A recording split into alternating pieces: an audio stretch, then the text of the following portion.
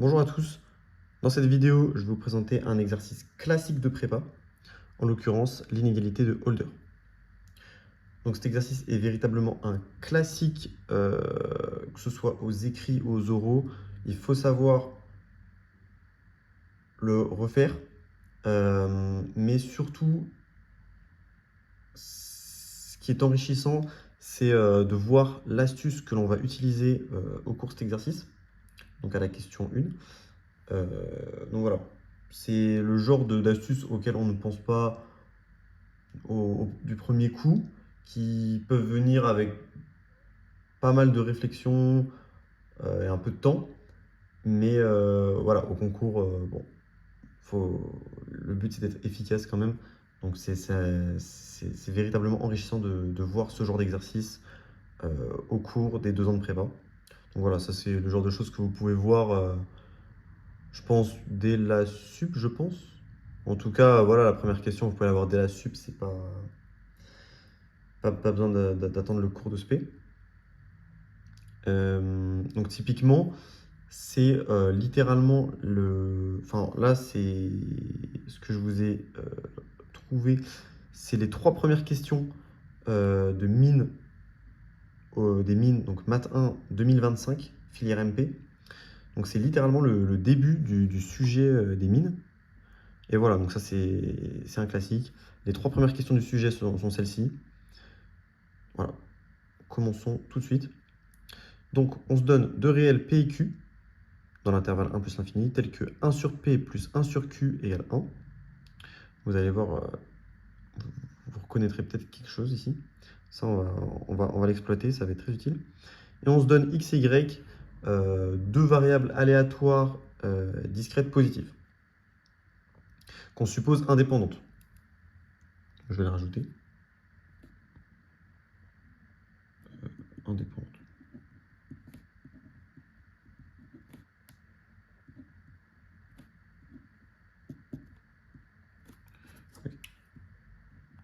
C'est vrai que dans le sujet des mines, ils avaient oublié de préciser que x et y sont indépendantes, mais c'est très important, c'est une hypothèse qui est nécessaire pour la question 2, typiquement.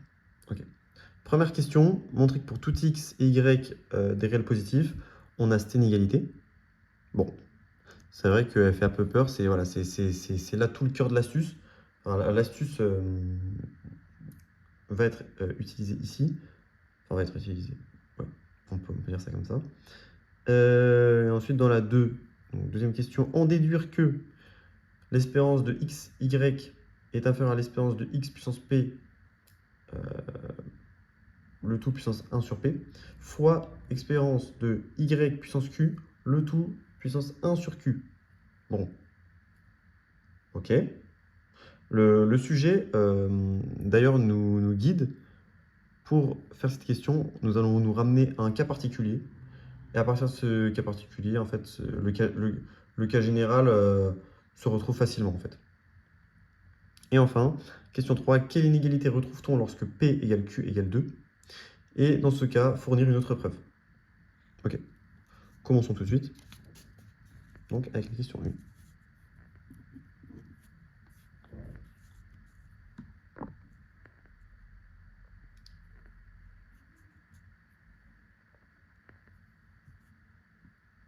Alors, le focus, par contre.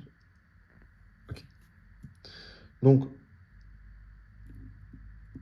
soit x, y appartenant à R+. Montrons que x, y est inférieur à x puissance p sur p plus y puissance q sur q. Ok. Ce que je vous propose déjà, c'est de faire une distinction de cas, donc plusieurs cas. Premier cas, si x égale y égale à 0, bon, on a 0 plus 0, ça marche bien. Bon, ok. Si x égale à 0 ou si y égale à 0, encore un peu plus général, qui d'ailleurs contient le précédent. En fait, à gauche, on aura 0. Et ici, on aura un terme en 0 plus un terme positif. On est sur des réels positifs. Donc bon, ça marche bien, ok. Ici, Q et P sont positifs aussi, sont strictement supérieurs à 1. Ok, ça marche bien. Ok. Donc, si X et Y sont non nuls, c'est donc notre troisième cas. Déjà, en fait, on va partir du logarithme de ces termes. Ok. Ce que je vous propose, c'est de partir de ln de xp sur p plus yq sur q. Et qu'est-ce qu'on peut dire de ce terme-là, en fait, de cette quantité-là? C'est qu'en fait, par concavité du logarithme, ce terme est supérieur à 1 sur p ln de xp plus 1 sur q ln de y puissance q. Ok? Par concavité de ln. Donc en fait, on utilise l'inégalité de Jensen. Enfin, l'inégalité de Jensen, souvent on l'énonce pour des fonctions convexes. Voilà, juste pour une fonction concave, le sens de l'inégalité change. C'est tout simplement ça. Donc voilà, on peut se rappeler de l'inégalité de Jensen. En effet, en fait, on peut l'appliquer. Parce qu'en fait, ici, 1 sur P plus 1 sur Q est égal à 1. Et comme vous le savez, l'inégalité de Jensen, on fait un paramétrage en lambda de notre fonction. En fait, souvent, ce qu'on fait, c'est on pose lambda plus 1 moins lambda avec l'autre terme. Et du coup, la somme fait 1. Donc voilà. C'est pour ça que 1 sur P plus 1 sur Q égale 1, c'était une hypothèse importante qu'il ne fallait pas négliger. Inégalité de Jensen, 1 sur P plus 1 sur Q est égal à 1. Ok. Bon, là, on remarque des trucs un peu évidents par propriété du logarithme. Donc ça implique que ln de xp sur p plus yq sur q est supérieur à ln de x plus ln de y, car comme vous le savez, xp, en fait la puissance p, elle se met en facteur, donc c'est p facteur de ln x, et du coup vu qu'on a un sur p, ça s'annule, idem pour q. Et donc en fait, ln de x plus ln de y, par propriété du log, là encore, ça c'est égal à ln de xy. Et voilà, on trouve ce qu'on cherchait. Il ne reste plus qu'à conclure. Donc, par croissance de l'exponentielle,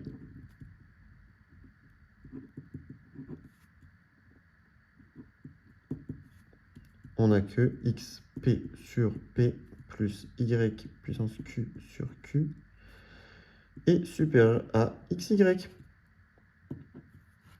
Ok. Sur votre copie, évidemment, lorsque vous précisez les arguments que vous utilisez, donc en l'occurrence la concavité du logarithme et la croissance de l'exponentielle, vous précisez les intervalles, évidemment. Donc ici, la concavité, on est sur R plus étoile. Ici, la croissance de l'exponentielle sur R. Voilà. Juste vous précisez les intervalles sur lesquels ce que vous énoncez est vrai. Voilà, c'est toujours important de le rappeler. Ok. Première question, faite. Deuxième question. Montrons que EXY est inférieur à EXP 1 sur P, EYQ 1 sur Q. Bon, on rappelle que la question c'était en déduire que. Donc on suppose bien qu'on va devoir exploiter ce qu'on a utilisé, enfin, ce qu'on a trouvé lors de la question 1. Ok. Le sujet nous indiquait, nous mettait sur la voie. Premier cas, si E de xp égale à E de YQ égale à 1. Ok, qu'est-ce qu'on peut en dire?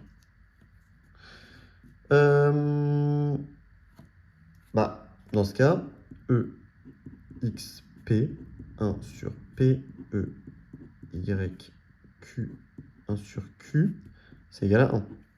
Donc il ne nous reste plus qu'à montrer que EXY est inférieur à 1. Ok. Donc là, on va utiliser la formule de transfert. Voilà.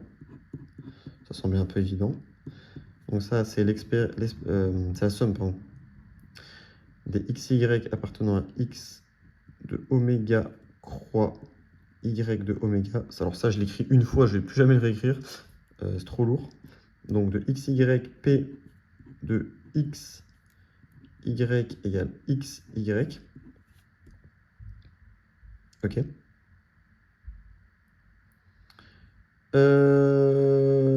En fait, on les suppose indépendantes. On les suppose indépendantes les lois X et Y. Donc, on peut écrire que ça, c'est la somme pour XY. Donc de XY, P de X égale X, P de Y égale Y. Or, XY, elles sont dans R+, parce qu'on a supposé X et Y positives. Donc, on peut appliquer ce qu'on a trouvé en première question. Donc, c'est XY, 1 sur P, XP, plus 1 sur Q, YQ. P de X égale à X, P de I. Alors, le focus point. Ok. P de Y égale Y. Ok. Donc,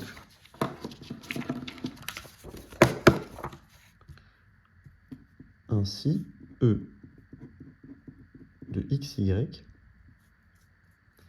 c'est inférieur à 1 sur P, la somme des X, la somme selon Y, des X puissance P, P de X égale X, P de Y égale Y par linéarité voilà, des sommes, plus 1 sur Q, somme selon X, somme selon Y, YQ, P de X égale à X, P de Y égale Y. Bon, là c'est un peu lourd. Ce qu'on remarque, c'est qu'en fait, alors je réécris. En fait, là on somme. En fait, selon Y, en fait, on a la somme de tous les P de Y égale Y. En fait, on a 1. En fait, ça vaut 1. On a littéralement le SCE constitué de tous les événements possibles, toutes les valeurs prises par Y, donc par la loi Y. Donc en fait, ça c'est littéralement égal à 1 sur P, la somme des X, X, P, P de X égale X, plus 1 sur Q, la somme selon Y, donc idem sur le terme de droite, YQP de Y égale à Y. Or, ici, on remarque qu'on a 1 sur P, E de XP avec la formule de transfert, voilà, on remarque bien. Idem, on a 1 sur Q, E, YQ. Et donc, E de XY est inférieur à 1 sur P plus 1 sur Q, car on est dans le cas E de XP égale E de YQ égale à 1. Et donc on a 1 sur P plus 1 sur Q, et ça c'est littéralement égal à 1 par hypothèse de l'exercice. On a bien ce qu'il fallait. Donc voilà, on a bien trouvé que EXY est inférieur à EXP, le tout puissance 1 sur P, fois EYQ, le tout puissance 1 sur Q. Ok. Cas général.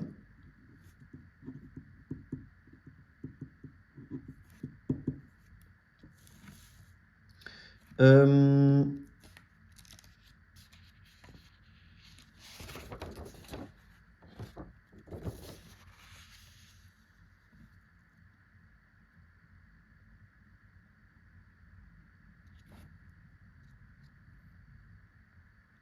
Maintenant, vu qu'on veut le cas général, en fait, ce qu'on va faire, c'est qu'on va ruser un peu. Et en fait, on va poser deux variables aléatoires auxiliaires, si on peut dire, qui vont en fait nous permettre de nous ramener à ce cas. Ok. Du coup, ce qu'on va faire, c'est qu'on va poser x' égale en fait à 1 sur EXP 1 sur PX et Y', donc idem, ça va être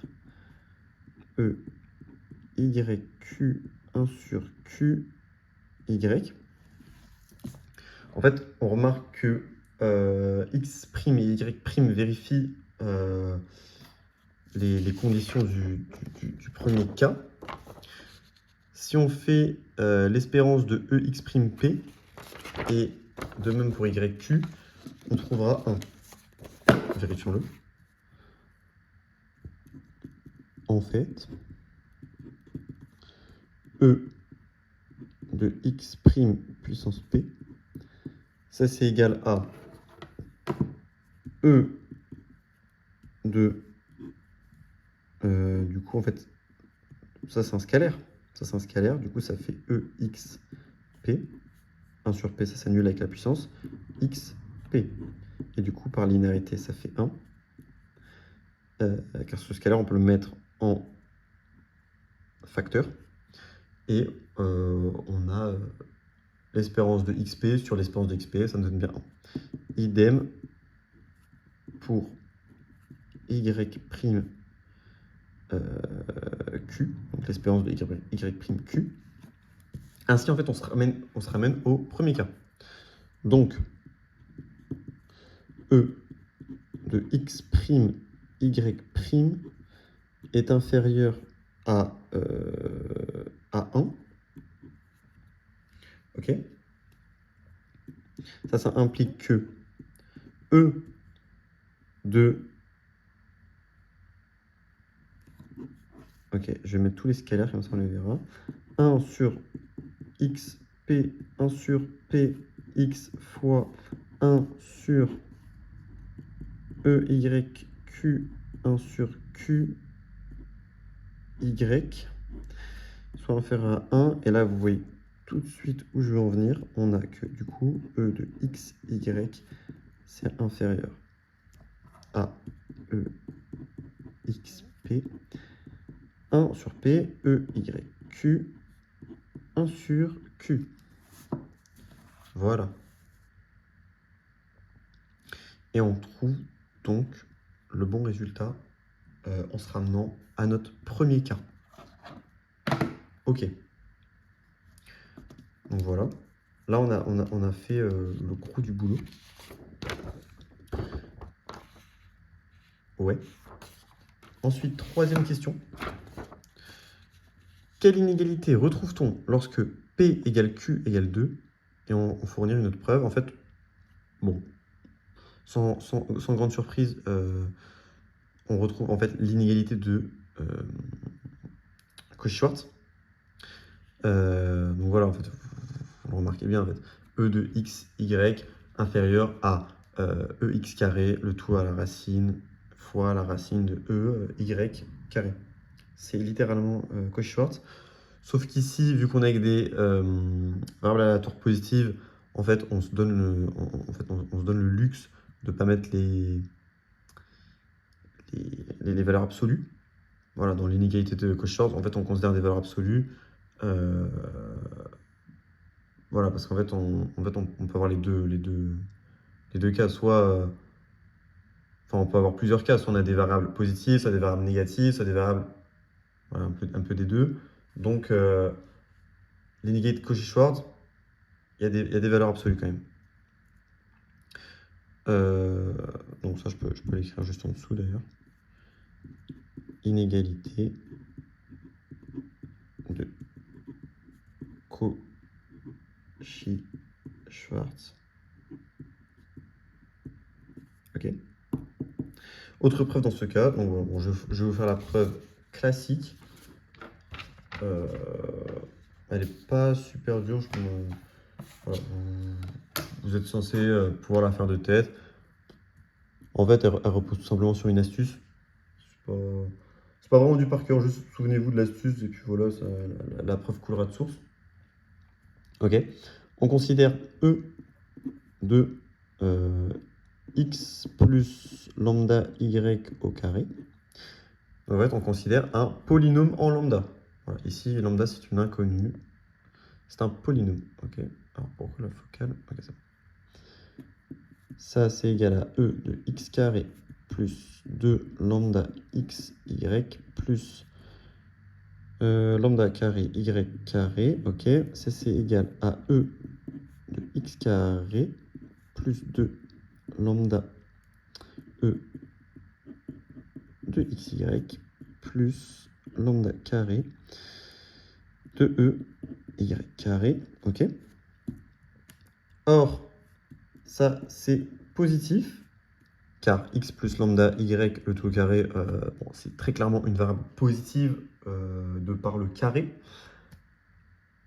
Donc là, on a un polynôme en lambda positif.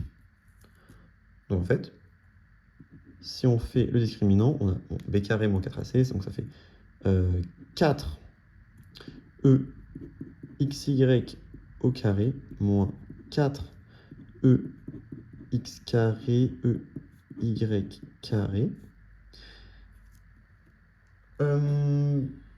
Puisqu'on a un polynôme en lambda,